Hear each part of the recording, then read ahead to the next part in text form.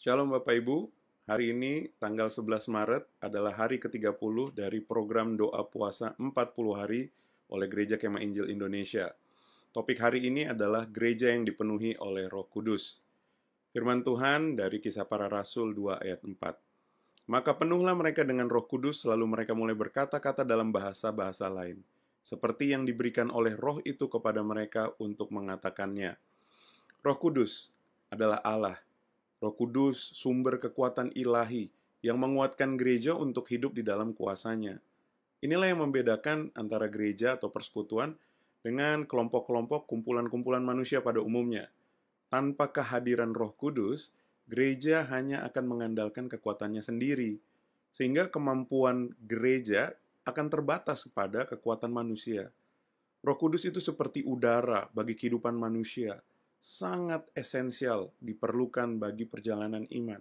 Roh Kudus memimpin orang Kristen melakukan hal-hal yang ajaib, menjalani hidup yang berbeda dan yang mungkin tidak dipahami oleh dunia.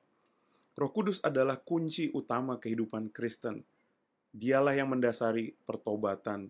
Roh Kudus juga yang menguatkan manusia untuk bisa hidup berkenan kepada Allah. Dan Roh Kudus juga lah yang mempererat hubungan antara tubuh Kristus. Dampak nyata dari kehadiran Roh Kudus dalam kehidupan gereja sangat terlihat jelas. Roh Kudus menyatakan kehendak Allah dan tujuan Allah kepada gereja.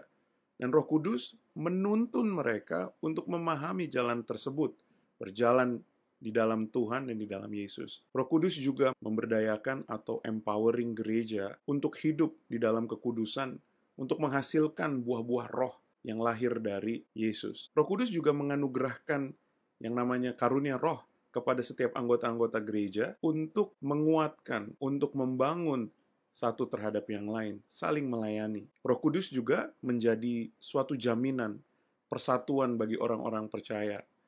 Kadang ada drama atau terluka di antara gereja, ada perpecahan terjadi, ketidakharmonisan yang terjadi, dan Roh Kuduslah yang menyatukan, yang memulihkan, yang membuat agar kesatuan gereja itu bisa terjadi.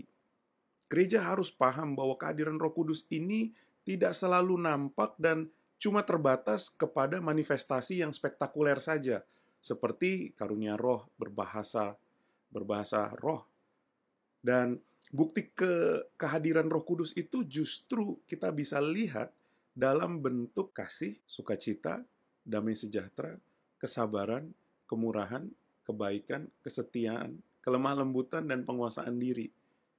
Ini adalah buah roh yang seharusnya menjadi ciri khas kehidupan gereja. Ini yang membedakan umat Kristen dari dunia. Roh Kudus membimbing ibadah gereja agar setiap momennya berfokus kepada pembangunan persekutuan yang makin erat.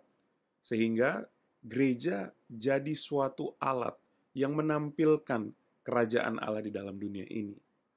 Saya mendorong agar Bapak Ibu untuk mencari tahu, membaca artikel atau buku-buku tentang karunia roh, dan berdoa agar Tuhan menyingkapkan karunia roh yang sudah Dia berikan kepada Bapak Ibu Saudara.